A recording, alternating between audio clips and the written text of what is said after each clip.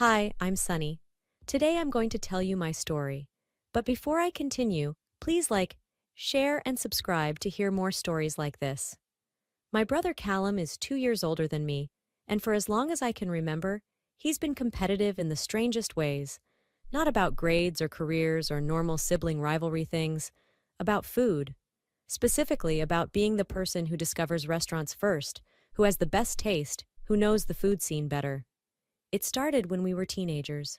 I'd mentioned wanting to try a new burger place, and Callum would race there the same day, then spend dinner describing everything he ate in excruciating detail. The bacon was perfectly crisp, the cheese was aged cheddar, the brioche bun was clearly house-made. Making sure everyone knew he'd been there first. I thought he'd grow out of it. He's 33 now. I'm 31. He hasn't grown out of anything. I live in a city with an incredible food scene. My husband Dominic and I love trying new restaurants, exploring different cuisines, celebrating special occasions at nice places. We're not food snobs, just people who appreciate good meals and the experience of dining out. Callum lives in the same city, works in tech, makes good money, and has positioned himself as the family's food expert. He's constantly posting restaurant recommendations on social media, sending group texts about new openings, lecturing everyone about proper dining etiquette, and how to identify quality ingredients. Our parents, Russell and Gwen, encourage this behavior by always asking Callum for restaurant recommendations. Our younger sister Jade and I have suggested places before, but they always default to Callum's opinion. Let's see what Callum thinks has been the family refrain my entire adult life. I've learned to live with it, mostly. Until 6 months ago, when I started noticing a disturbing pattern. It began in March. Dominic and I were planning our anniversary dinner. I'd heard about a new French bistro called Marseille that just opened, getting incredible reviews, impossible to get reservations. I mentioned it casually during a family dinner at my parents' house. Dominic and I are hoping to try Marseille for our anniversary in 2 weeks. I'm going to call tomorrow to see if they have availability. Callum immediately pulled out his phone. Marseille? I've been wanting to try that place. What date is your anniversary? March 23rd. Saturday night. He made a note in his phone, or so it seemed. The conversation moved on. The next morning I called Marseille right when they opened at 10 a.m. I'm sorry, we're completely booked for March 23rd, the hostess said. We have availability on the 22nd or 24th if that works. Neither date worked for us. Our anniversary was specifically the 23rd. I was disappointed, but figured that's how popular restaurants work. You book weeks in advance. 2 days later, Callum posted on social media, "Amazing meal at Marseille last night. The coq au vin was perfection. Already planning my next visit." He'd eaten there the night after I'd called, which meant he'd somehow gotten a reservation while I couldn't. I texted him, "Hey, saw you went to Marseille. How did you get a reservation? They were totally booked when I called. I called right when they opened yesterday. Got lucky, I guess." Something felt off, but I couldn't pinpoint what. Maybe he really did just get lucky. A month later, it happened again. I mentioned during a video call with my family that Dominic and I wanted to try this new Japanese place called Kiyomi for my birthday in May. Callum was on the call, asked what date, made another note. When I called Kiyomi the next day, same story. Fully booked for my birthday. But they'd had a large cancellation that morning, so they'd briefly had availability before other people snatched it up. 3 days later, Callum posted photos from Kiyomi. Omakase experience was transcendent. Best sushi I've had outside of Tokyo. This time, I was suspicious. I called Kiyomi back and asked to speak with a manager. "Hi, I tried to book a table for May 15th a few days ago, and you said you just had a cancellation that got rebooked. Can you tell me what time that cancellation happened?" "Let me check our system." Pause. The cancellation came in at 9:12 a.m. on April 18th, a party of 6. Those seats were rebooked by 11 a.m. April 18th was the day after our family video call. The same day I'd called to make a reservation. Can you tell me what name that canceled reservation was under? I probably shouldn't, but since you're asking about availability, it was Morrison. Callum Morrison. My last name is Morrison too, before I got married and became Cortez. Callum had booked a table at the exact restaurant I'd mentioned, for a party of 6 when he lives alone and eats out solo or occasionally with dates. Then he canceled it, making it available briefly before other people booked. By the time I called, it was gone. Then he'd gone there himself on a different date and posted about it. I didn't confront him immediately. I needed to be sure this was a pattern, not a coincidence. So I set a trap. During our monthly family dinner in June, I mentioned very specifically that Dominic and I wanted to try a new Italian place called Sorella for our friend's birthday party. We're planning to book a table for 10 people on June 29th. I'm calling tomorrow morning. Callum, predictably, pulled out his phone. That place looks great. I've been meaning to try it. The next morning, I had my friend Aisha call Sorella at 9 a.m., pretending to be me, and book a table for 10 people on June 29th under my married name, Cortez. At 9:30, I called from a different phone and asked about availability for the same date. We have availability for parties your size. What time were you thinking? Actually, do you have any reservations under Morrison? Callum Morrison? Pause. Yes, actually. Party of 8 for 7 p.m. on June 29th. That's my brother. He was supposed to book for me, but I wanted to confirm he did it. Can you tell me when that reservation was made? This morning at 9:05. Callum had called the moment they opened, booked a table of 8, and waited. If he followed his pattern, he'd cancel in a few hours, the tables would be rebooked by other people, and when I called later, I'd be told they were fully booked. I called him immediately. Callum, did you make a reservation at Sorella for June 29th? What? No, why would I?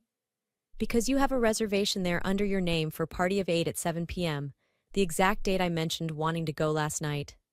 Silence. Then, I might have made a tentative booking. I was thinking of having a dinner party. You don't have dinner parties. You eat alone or on dates, and your reservation is for the exact date I said I needed. That's a coincidence. Is it also a coincidence that you booked Marseille the day I tried to call them, then canceled, and Kiyomi? More silence. I don't know what you're talking about. Callum, I checked with the restaurants. I have confirmation that you booked and canceled tables at every place I mentioned wanting to try on the exact dates I needed them, ensuring they were unavailable when I called. You're being paranoid, Sonny. Am I? Then keep your Sorella reservation. Have your dinner party, I'll wait. I don't have to explain my plans to you. Cancel that reservation in the next hour, and I'll know I'm right. I hung up. At 10:45, I called Sorella back. Hi, did Callum Morrison cancel his reservation? Yes, about 20 minutes ago. Would you like to book that time slot? Yes, please, under Sonny Cortez, party of 10. I had him. Concrete proof that my brother was deliberately sabotaging my restaurant plans. But I needed to understand why before confronting him with witnesses. I talked to my sister Jade first. She's 28, works as a teacher, and has always been neutral in family dynamics. Jade, has Callum ever done anything weird when you mention restaurants you want to try? Like what?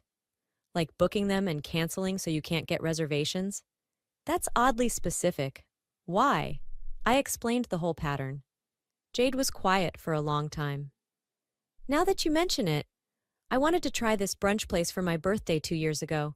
Told the family about it, called the next day. They were booked. Callum went there the following weekend and posted about it. I thought it was just coincidence. It's not coincidence. He's doing it deliberately. But why? What does he gain from this? Control, status, being the person who discovered the restaurant first, being the food expert. I don't know exactly, but it's pathological. Jade agreed to help me test the theory again. At the next family dinner, she mentioned wanting to try a new Thai place called Lotus for her boyfriend's birthday. She gave a specific date. Callum did his usual phone note-taking. The next morning, I had Jade check if Callum had made a reservation. He had. Party of 6, exact date she'd mentioned. She kept monitoring. 4 hours later, he canceled. When she tried to book that evening, the slots were gone, taken by other parties. Oh my God, Jade said when she called me. He really is doing this, to both of us. For how long? I don't know, years maybe. Every time we've mentioned wanting to try a restaurant and mysteriously couldn't get reservations. We need to tell Mom and Dad.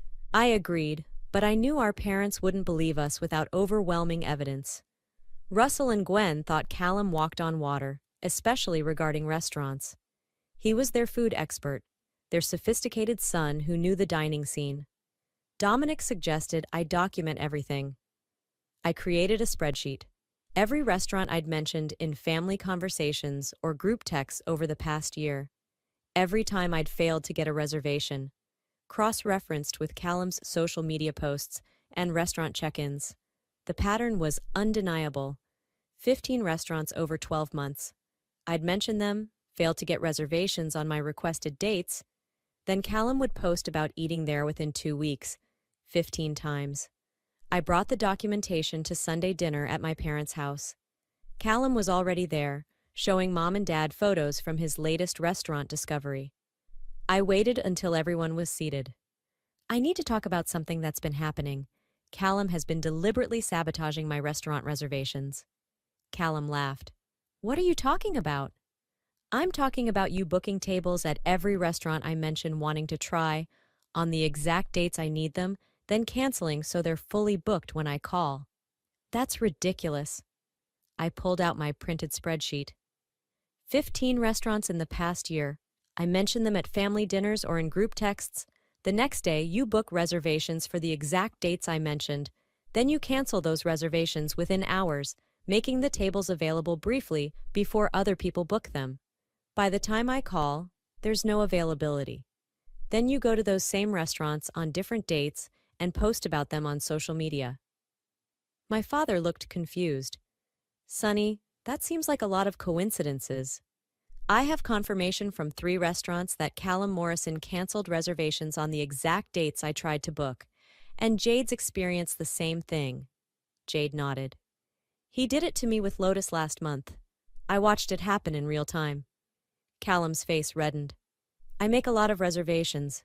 Sometimes plans change. That's not sabotage, that's normal behavior. Normal behavior isn't booking parties of 8 when you eat alone. Normal behavior isn't canceling reservations within hours of making them. Normal behavior isn't doing this 15 times to your sister's specifically mentioned restaurants. My mother, ever the peacemaker, tried to deflect. Maybe there's a misunderstanding. Callum's very organized about his dining plans. Perhaps he's just particular about where he eats. Mom, he's deliberately preventing me from eating at restaurants I want to try so he can go there first and be the expert. It's not about being particular. It's about control. Callum stood up. I don't have to listen to these accusations. You're jealous because I have better taste and more culinary knowledge than you. I'm not jealous. I'm documenting harassment. Harassment? It's restaurant reservations, Sonny. You're being dramatic. You've done this 15 times. 15 times you've deliberately prevented me from dining at places I wanted to try, then gone there yourself and posted about it like you discovered them. That's not coincidence. That's calculated cruelty. My father tried to mediate. Let's all calm down. Callum, have you been booking reservations at restaurants your sister mentioned? I book reservations at lots of restaurants. That's not an answer, I said. Yes or no? Have you specifically booked tables at restaurants I mentioned wanting to try? On dates I said I needed them? He couldn't meet my eyes. Sometimes we have similar taste. That's not a crime. And the cancellations? Why book a table for 8 people when you're eating alone, then cancel it hours later? Plans change. 15 times? Plans change 15 times in a year, always within hours of me mentioning I wanted to try those exact restaurants? The room was silent.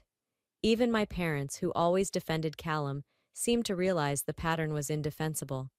My mother finally spoke. Callum, did you do this on purpose? I didn't do anything wrong. I have a right to eat wherever I want. That's not what I asked. He looked cornered.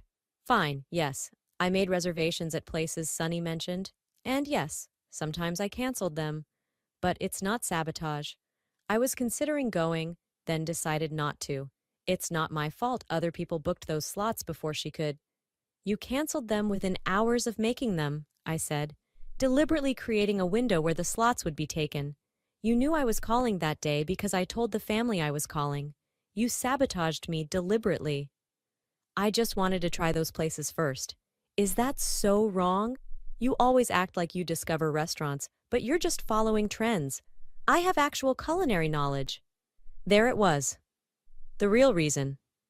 Callum couldn't handle his younger sister having opinions about restaurants, being excited about the food scene, potentially being seen as someone with good taste. He needed to be the expert, the discoverer, the authority, and he'd sabotage me to maintain that position. My father looked disappointed. Son, that's petty and vindictive. It's just restaurants, Dad. It's not about restaurants, I said. It's about you being so insecure about your identity as the food expert that you'll hurt your sister to protect it. It's pathological, Callum. He grabbed his jacket. I'm not listening to this. You're all overreacting. If I'm overreacting, then stop doing it. Stop booking reservations at restaurants I mention. Stop canceling them. Stop sabotaging me. I'll book wherever I want, whenever I want. Then I'll stop telling this family about any restaurants I'm interested in, and I'll make sure those restaurants know to watch for your cancellation patterns. He left, slamming the door. My parents sat in stunned silence. My mother finally spoke. I had no idea he was doing this. He's been doing it for years, Mom. You just never questioned why I could never get reservations at places I mentioned wanting to try. I thought you were just bad at planning ahead. No, I was being sabotaged by my own brother. In the months since that confrontation, I've stopped sharing any restaurant plans with my family. I book reservations under Dominic's last name, different from mine and from Callum's. I don't post about where I'm eating on social media. I've removed Callum from my social media entirely. He's tried to apologize twice, both times qualifying it with, "But you have to understand," followed by justifications about his culinary expertise and how important his reputation is. Neither apology acknowledged the actual harm, just his need to protect his ego. Jade has started doing the same thing I am. Private reservations, no sharing with family. She caught Callum trying to friend her new private Instagram account from a fake profile to monitor where she's eating. Our parents still ask Callum for restaurant recommendations, old habits, but they've started asking me too, quietly when he's not around. Progress, I guess. Last week, I got a call from Marseille, the French bistro from my anniversary. Miss Cortez, we have your name on a cancellation list from March. We had a last-minute opening for this Saturday if you're interested. Dominic and I went. The coq au vin was incredible. I didn't post about it, didn't tell my family, just enjoyed an excellent meal without worrying about my brother's sabotage. That's what my relationship with food has become. Private, protected, away from Callum's need to control the narrative. It's sad that it has to be this way, but it's better than being sabotaged. Some people collect stamps. My brother collects the satisfaction of preventing his sister from eating at restaurants she wants to try. And that says everything about who he is. If your sibling deliberately booked and canceled restaurant reservations to prevent you from dining at places you mentioned wanting to try, just so they could go first and maintain their status as the family food expert, how would you handle it?